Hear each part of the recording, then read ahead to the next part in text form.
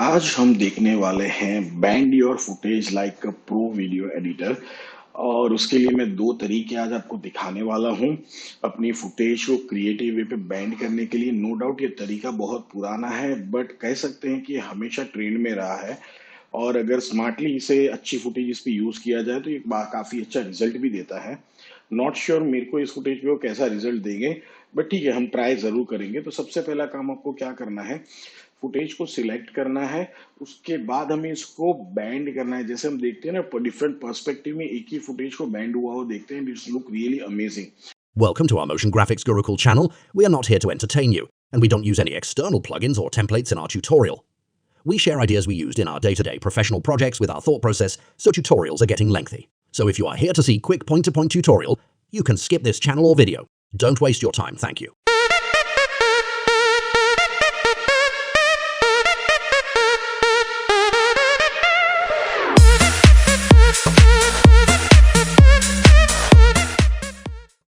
तो उसके लिए फुटेज को सिलेक्ट किया, उसके बाद हम इफेक्ट में जाएंगे और उसके बाद हम यहाँ पे जाएंगे। I think we have to go into the distort, और डिस्टॉर्ट में जाके हम अप्लाई करेंगे मिरर इफेक्ट। तो ये मिरर हमने अप्लाई कर दिया, बट अभी तक कुछ हो नहीं रहा है। जो बिगिनर है, जिनको मिरर के बारे में पता नहीं है, तो वहां पे बेसिकली वो एंगल के लिए एक पॉइंट आपको देता है, प्लस उस एंगल कहाँ से वो अप्लाई होना चाहिए उसको भी आप वहां पे सेंटराइज कर सकते हो। तो दोनों के इफेक्ट यहाँ पे आपको पैरामीटर दे दी गए मिरर इफेक्ट के अंदर। रिफ्लेक्शन सेंटर मिरर का कहाँ से क्रिएट होना चाहिए और प्लस एंगल कितना होना चाहिए रिफ्लेक्शन का, दोनों चीज। तो सबसे पहले मैं यहाँ पे मिरर के अंदर रिफ्लेक्शन का एंगल अप्लाई करता हूँ 35 डिग्री। तो ये मैंने एंगल अप्लाई कर दिया। तो जैसे ही अप्लाई किया है, अगर आप यहाँ पे इस कोने पे ध्यान पे देखोगे, देखो यहाँ पे एक टर्न रेडी हो चुका है, एक रिफ्लेक्शन का एंगल रेडी हो गया 35 डिग्री का। अगर ऑन ऑफ करके दिखाऊं तो आपको तुरंत समझ में आएगा, ठीक है। तो ये हो चुका है। उसके बाद मैं यहाँ पे क्या करूंगा, वापस फुटेज को जरा सेंटर में लेके आते हैं, और यहाँ पे अब रिफ्लेक्शन सेंटर को मैं चेंज कर रहा हूँ, उसको सेंटर की तरफ लेके आ रहा हूँ हमारे कंपोजिशन के, जो एक्चुअली कहाँ पे है, अभी इस तरफ राइट हैंड साइड कॉर्नर पे है हमारे। तो यहाँ से क्या करूंगा, मैं इसको अंदर की तरफ लेके आ रहा हूँ। तो आप देख रहे हो बहुत ही अमेजिंग सा ब्यूटीफुल सा इफेक्ट हमारे लिए बैंड इफेक्ट फुटेज का जनरेट हो रहा है। बट जैसे आप आगे लेके आते हो, देखो यहाँ से आपका फुटेज क्या हो रहा है, क्रॉप हो रहा है। तो उसके बाद हम क्या, हमने अभी चेंज किया उसको एक्स एक्सिस में। आप क्या करोगे, उसको वाई एक्सिस में चेंज कर दो, तो कुछ अच्छा खासा इफेक्ट आपके लिए यहाँ पे जनरेट हो चुका है।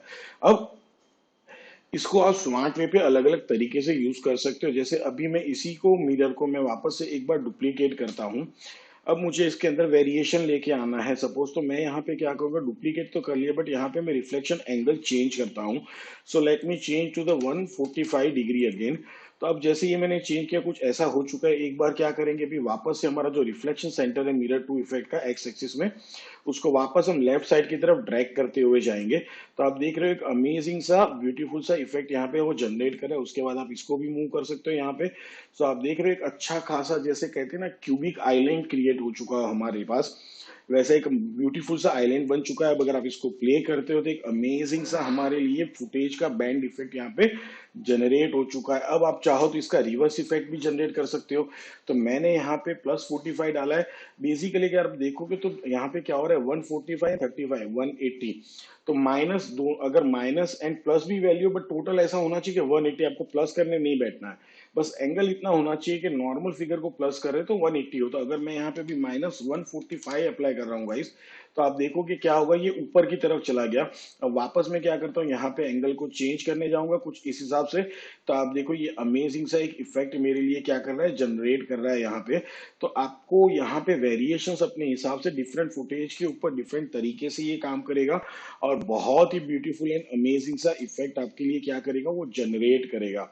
सो आई होप ये एक तरीका आपको समझ में आया होगा। This is the first way to bend your footage like a pro. आप डिफरेंट फुटेजेस के ऊपर इसको स्मार्ट वे पे अप्लाई कर सकते हो गाइस। अब चलते हैं हमारे दूसरे तरीके के ऊपर के उसको कैसे हम यूज कर सकते हैं अमेजिंग रिजल्ट क्रिएट करने के लिए। सो गाइस, चलते हैं अब हमारे दूसरे तरीके के ऊपर। ये भी बहुत इजी है।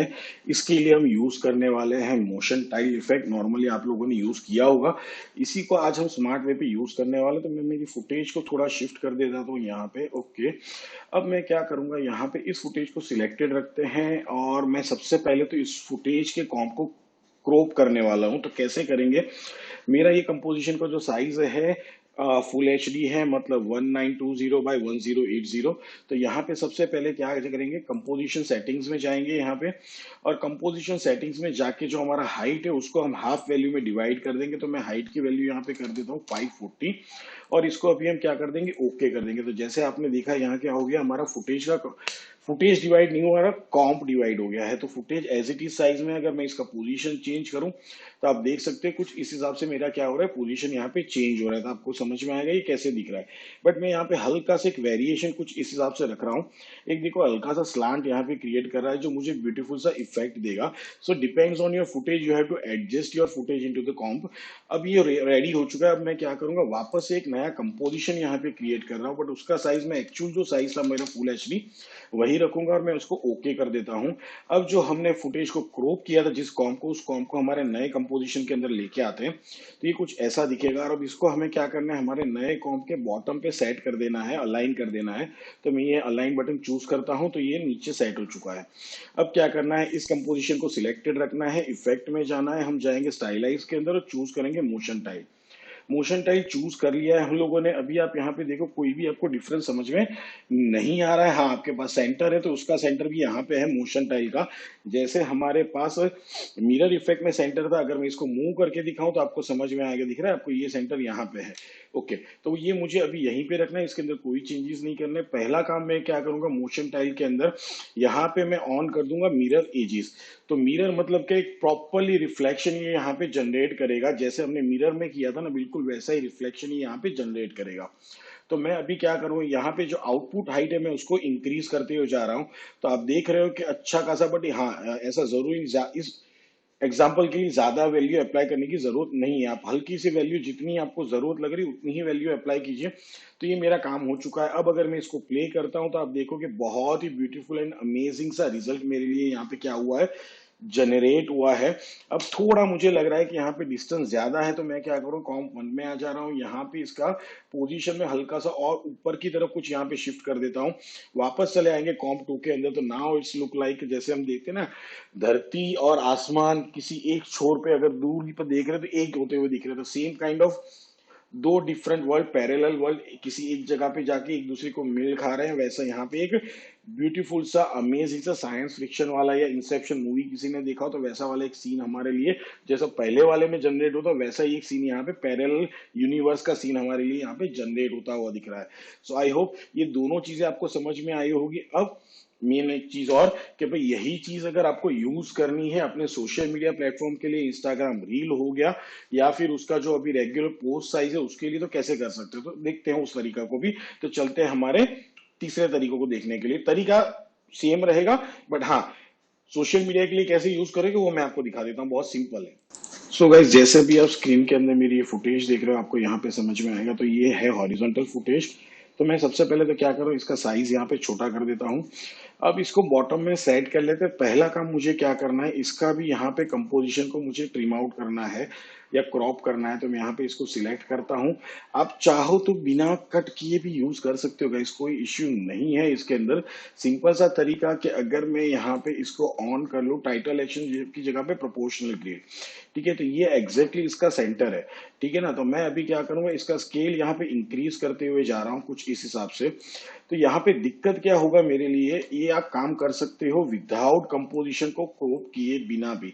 इतना ध्यान में रखना कि यहाँ पे क्या है कि जैसे ही अगर आप यहाँ पे इसको सेट करते हो, ये ऊपर का एरिया ले लेगा, बराबर है। बट अगर फुटेज में आपका जो भी पोर्शन आप हाईलाइट करना चाहते हो यहाँ सेंटर तक ही पहुंच रहा है और उसके ऊपर की फुटेज क्लीन आउट है, मतलब कुछ है ही नहीं, यहीं पे खत्म हो रही है, then it is good for you.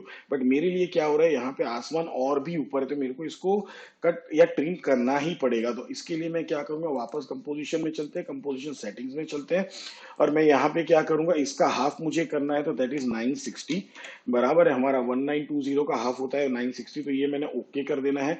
अब इसका पोजीशन में यहाँ पे सेट कर रहा हूँ और थोड़ा इसका स्केल भी क्या करूंगा, मैं इंक्रीज करता हूँ यहाँ पे समथिंग लाइक दिस, और वापस इसका पोजीशन हम सेट करते हैं कुछ इस हिसाब से। यहाँ पे मुझे पोजीशन सेट करना है, ओके दैट्स गुड इनफ।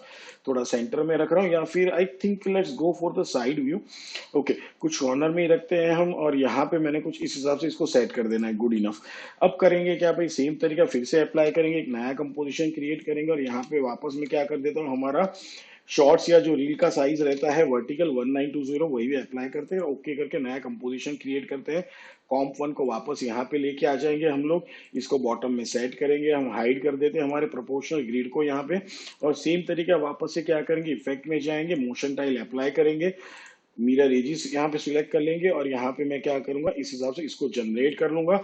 और अब अगर आप इसको प्ले करते हो गाइस तो यू कैन सी दैट बहुत ही ब्यूटीफुल एंड अमेजिंग आपका वीडियो इफेक्ट जनरेट हो चुका है। तो हमने दो इफेक्ट यहाँ पे यूज किए, एक हमने यूज किया हमारा मोशन टाइल इफेक्ट एंड दूसरा हमने यूज किया मिरर इफेक्ट आफ्टर इफेक्ट्स के अंदर हमारे फुटेज को अमेजिंग तरीके से, प्रो तरीके से बैंड करने के लिए। अब कुछ स्मार्ट लोग जो सच में स्मार्ट होंगे, जिन्होंने सच में आफ्टर इफेक्ट के फंडामेंटल्स का नॉलेज लिया होगा, उनके दिमाग में एक क्वेश्चन आना चाहिए था अब तक कि ये जो मैंने यहाँ पे मोशन टाइल यूज किया उसकी जगह पे एक दूसरा और आसान तरीका भी तो था कि मैं इस कॉम को डुप्लीकेट कर सकता था और उसको फ्लिप वर्टिकल कर सकता था, तो भी ये इफेक्ट जनरेट हो सकता था। तो हाँ भाई, वो लोग बिल्कुल सही है, but still I give U a challenge, अगर आप स्मार्ट हो तो मेरे को ये बताओ ये तरीका यूज करने के पीछे का रीजन क्या है, क्यों मैंने उसको फ्लिप करके जनरेट नहीं किया, हमने मोशन टाइल अप्लाई करके ही क्यों जनरेट किया।